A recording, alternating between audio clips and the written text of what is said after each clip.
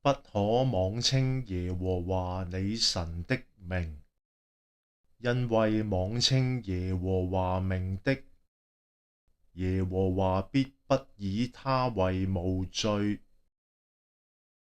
第三誡常被理解為禁止咒罵、誓言或輕率提及神嘅名字，但係咁樣嘅理解仍然停留喺語言表層。若結合聖經整體神學、人類歷史同語言哲學嚟睇，呢條誡命所觸及嘅，其實係語言、真理同神性之間嘅倫理關係。喺希伯來聖經中，名從來唔只係標籤，而係代表本質、權柄與臨在。上帝嘅名象徵佢嘅性情同作為。當摩西喺荊棘火焰中問神嘅名，所得到嘅回答係：我是自有永有的。呢個並唔係工人隨意呼喊嘅稱號，而係一種關於存在本身嘅啟示。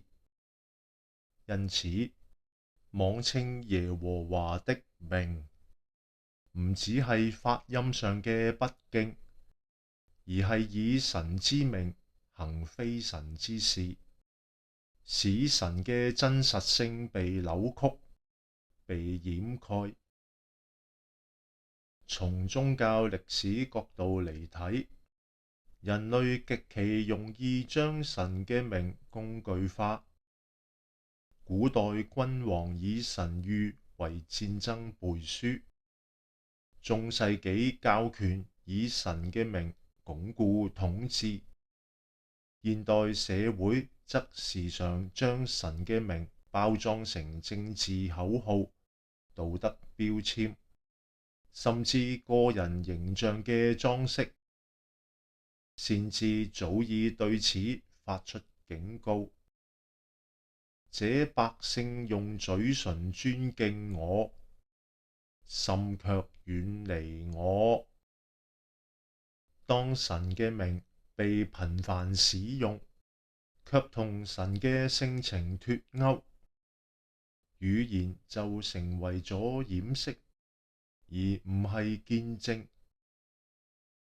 語言喺聖經中具有創造性嘅地位。創世記描寫神以話語創造世界。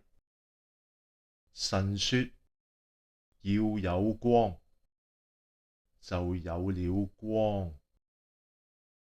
語言因此唔只係描述現實嘅工具，而係承載秩序同意義嘅媒介。當人濫用神嘅名，實際上係喺度破壞語言同真理之間嘅盟約，使話語失去重量。主耶穌喺登山寶訓中話：你們的話，是就說是，不是就說不是。呢個正係第三誡喺新約中嘅倫理延伸，讓語言重新對齊真實。從生活層面嚟睇，妄稱最隱蔽嘅形式，往往唔係公開嘅褻瀆，而係屬靈話語嘅濫用。當人以神的旨意掩飾私慾，以屬靈理由拒絕悔改，以為神做事合理化地傷害他人，神嘅名就被消費成權力資源。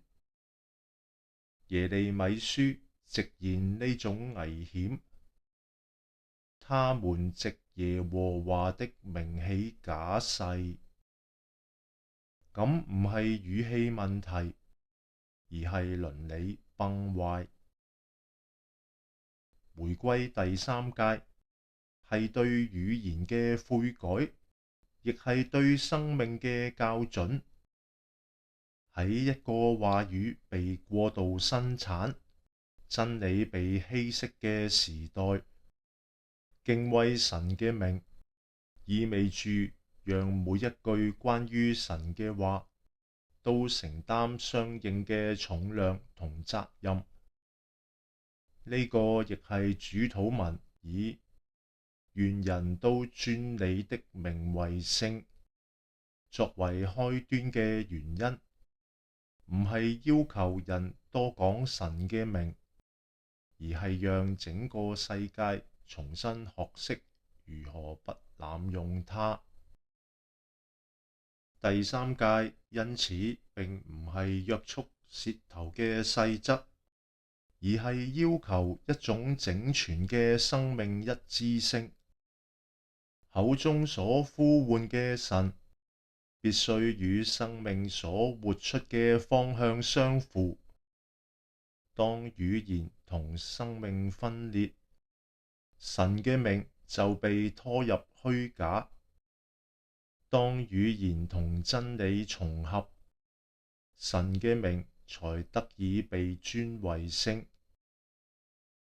唯有如此，語言先能夠再次成為光嘅器皿，而唔係遮蔽光嘅工具。人心也才能回到那起初以話語創造，以真理托住萬有的造物主面前。